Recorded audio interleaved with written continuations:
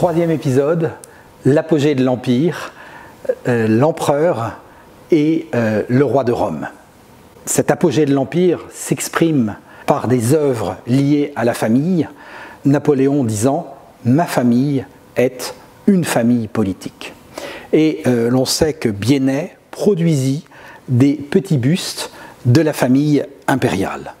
Cette statuette de l'empereur appartient à la série des petits bustes en bronze des membres de la famille impériale exécutés par l'orfèvre Biennet, réalisés après le mariage de Napoléon et Marie-Louise. Si les conditions de commande, de production et de diffusion, peut-être par achat direct auprès du fabricant, puis par cadeau entre les membres de la famille impériale, si ces conditions sont inconnues, la datation que l'on peut retenir pour l'exécution, après 1810, eh bien cette datation est corroborée ici par la présence d'une étoile et d'une plaque de la Légion d'honneur, dite par les amateurs de phaléristique, du 4e type, c'est-à-dire il y a des pointes pommetées aux 5 branches doubles, type apparu vers 1811. L'orfèvre Biennet a choisi d'exécuter ces petits bustes non en vermeil, mais en bronze, dans un matériau antique digne des membres de la famille impériale. Chaque buste était précédé d'un modèle en cire rose ou rouge, de dimension très légèrement supérieure pour la fonte. Le buste, une fois fondu et reciselé, est monté sur un socle rectangulaire ou cylindrique, patiné ou doré, le monogramme couronné du personnage représenté apparaissant sur la face de la gaine. Ce buste de Napoléon repose sur un pied-douche rond orné d'une frise de perles intermédiaires et de gaudron à la base. Ce pied-douche est fixé sur un socle carré, lui-même fixé à une gaine quadrangulaire très architecturée, présentant plinthe, doucine, moulure et corniche. Une frise de raie-de-cœur orne la doucine en avancée en partie basse, à laquelle répond une frise de feuilles d'eau sur la corniche saillante en partie haute. Sur la plinthe apparaît la signature « Biennet, orfèvre de leur majesté impériale et royale à Paris ». Dans l'axe du buste apparaît sur la face de la gaine le chiffre en argent de l'empereur, le N couronné, sommé d'une couronne fermée ornée de petits aigles. Le personnage est campé en buste, coupé sous les épaules et vêtu d'un uniforme de colonel des chasseurs de la garde impériale. Il porte 3 décorations, 2 côte à côte, celle de l'institution de la Légion d'honneur et celle de l'ordre de la couronne de fer, tous deux fondés par Napoléon, ainsi que la plaque de la Légion d'honneur que redouble le grand cordon porté sous la veste. Les traits sont très affirmés. Le visage est plein et décidé. Le dessin de la bouche et du menton est ferme. La chevelure très fouillée. Des mèches zèbrent le front. Des boucles jouent sur les côtés et à l'arrière. Le choix par Biennet du bronze, matériau antique, permet de camper un nouvel Auguste et sa famille. Et par un effort continu, le musée Napoléon Ier a pu rassembler, non sans mal et sans peine, jusqu'à présent 4 des membres de la famille impériale, l'empereur, tout récemment, Caroline, reine de Naples, Pauline, duchesse de Guastalla, et Jérôme, roi de Westphalie, qui a été acquis à une vente le 5 mai 2021, bicentenaire de la mort de l'empereur.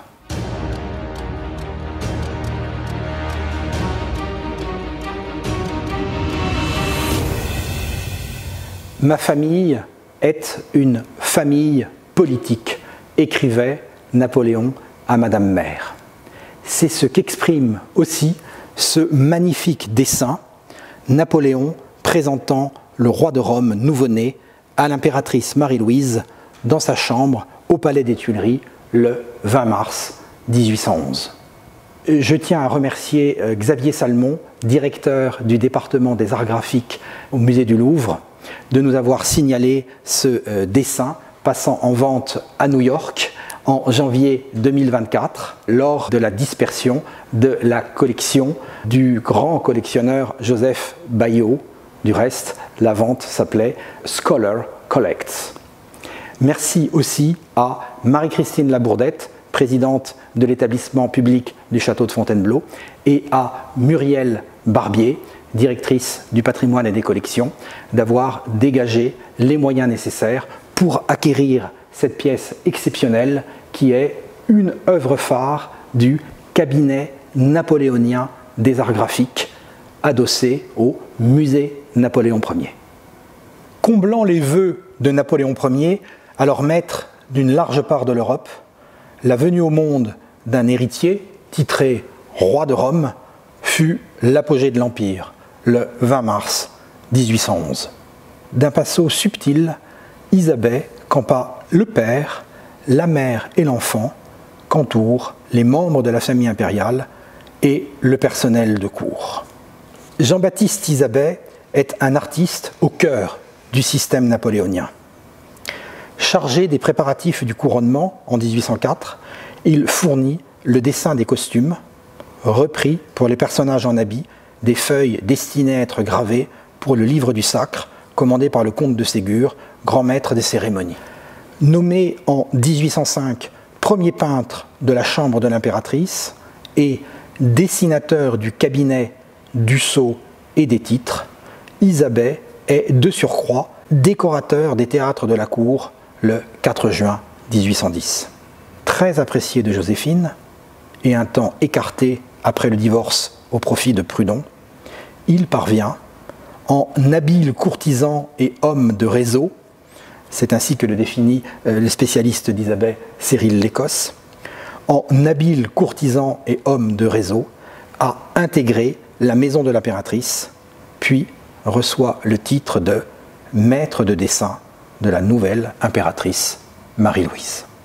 En cette année 1811, il dessine un moment clé dans l'histoire de la nouvelle dynastie fondée par l'empereur.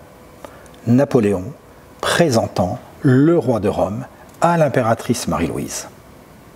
La scène se passe le 20 mars 1811, peu après 9h20 du matin, dans la chambre de la Marie-Louise, au rez-de-chaussée du palais impérial des Tuileries. Compositeur habile, Isabey a opté pour une perspective naissant de l'angle inférieur droit de la feuille. Ce léger décentrement, rendu par les deux parts closes dans l'angle de la pièce à gauche et souligné par la corniche dont les modillons sont de plus en plus frontaux à mesure que le regard va vers la droite, culmine en partie haute. Sur la gauche, le plafond de la pièce déploie le début de ses voussures aux arabesques dorées, tandis que, au centre de l'image, le lit de parade, dont l'impériale est pourtant parallèle dans l'espace réel à la ligne de la corniche, apparaît amputé. Donnant du dynamisme, ce décentrement perspectif permet une profondeur à laquelle contribue aussi le tapis, dont l'imposant motif central formé de cygnes entourant un pan est vu de biais, et le mobilier à gauche disposé selon une diagonale ascendante. L'artiste a représenté Napoléon debout, de profil, vêtu de l'uniforme de colonel des grenadiers à pied de la garde impériale, plaçant son fils nouveau-né dans les bras de la jeune impératrice Marie-Louise, allongée dans son lit de parade. À droite, plusieurs membres de la famille impériale forment un groupe disposé en frise. Madame Mère, grand-mère de l'enfant et future marraine, Pauline, princesse borghèse et duchesse de Guastalla, légèrement en retrait, la reine d'Espagne, née Julie Clary, épouse de Joseph, l'aîné, enfin la reine de Hollande, Hortense, qui, fille de l'impératrice Joséphine répudiée et épouse de Louis abdicataire, a gardé son titre royal. Immédiatement à droite, par rapport à l'empereur, se tient, vêtue de gris et vue de dos, la comtesse de Montesquiou-Fézinsac, née Louvois, épouse du grand chambellan et gouvernante des enfants de France, tenant un coussin. À gauche de la couchée, arrangeant l'oreiller de l'impératrice, s'affaire sa dame d'honneur, la duchesse de Montebello, née Louise de Guéhéneuc, veuve du maréchal Lannes. À la gauche de cette dernière se tient, un récipient à la main, peut-être une des deux sous-gouvernantes des enfants de France, la comtesse de Boubers-Bernard ou la baronne de Maigrigny. À gauche du lit, la femme habillée en blanc est la nourrice choisie pour l'enfant, Madame Auchard, à l'opulente poitrine, à laquelle répond la seconde nourrice en retrait dans la pénombre tout à droite. Au premier plan à gauche dans l'ombre sont deux premières femmes, dites femmes rouges. La chambre de l'impératrice, qui a été aménagée et somptueusement décorée par les architectes Percier et Fontaine, est meublée d'un grand lit exécuté pour Joséphine et d'un tapis de la manufacture Saint-Landrouze. Sur la gauche sont disposés les éléments composant la magnifique toilette de Marie-Louise, exécutée en vermeil incrustée de lapis-lazuli et de nacre. Elle se compose d'une table coiffeuse à miroir ovale, d'un coffre à bijoux, d'une athénienne et son aiguière, d'un fauteuil aux pieds en forme de corne d'abondance et d'un repose-pied. Ces pièces, conçues par le peintre Prudhon et le dessinateur Cavelier, modelées par le sculpteur Roguier, furent fondues par l'orfèvre Audio et le fondeur ciseleur Thomire. L'ensemble fut commandé par le préfet de la Seine Nicolas Frochot et offert le 15 août 1810, jour de la Saint-Napoléon, qui a supplanté la fête de la Vierge, et offert le 15 août 1810 par la ville de Paris en cadeau de mariage à l'impératrice. C'était un des chefs-d'œuvre absolus du mobilier empire, hélas disparu, car lorsque Marie-Louise fut duchesse de Parme, elle le fit fondre pour soulager les victimes d'une épidémie de choléra. Les hasards du marché de l'art ont permis au château de Fontainebleau d'acquérir, cette même année 2024, une deuxième feuille de la main d'Isabey, restée en France et passant en vente à Paris. Ce dessin préparatoire, enlevé et virtuose, traduit le jaillissement de la première idée d'Isabey pour représenter ce moment clé. Ces deux dessins concourent à la démonstration de la fabrique d'une image dynastique, propos même de la future séquence « Le laboratoire de l'image » du musée Napoléon Ier redéployé. Les collections du musée Napoléon Ier, patiemment rassemblées, permettent d'évoquer cet apogée foisonnant sous différentes techniques. Par exemple, une coupe offerte par Napoléon à Marie-Louise à l'occasion du baptême et désormais cette somptueuse aquarelle par Isabey qui appartint continuellement à Marie-Louise, qui la légua à son fils aîné, né de son union avec Neipperg, et titré Prince de Montenuovo, au fils de celui-ci qui était grand maître de la cour impériale et royale à Vienne. L'œuvre passa ensuite dans une collection suisse, puis outre-Atlantique, dans la collection Joseph Bayot, et enfin, grâce à la mobilisation du Fonds du patrimoine, cette œuvre insigne a pu revenir en France. C'est désormais une pièce majeure de la démonstration du musée Napoléon Ier.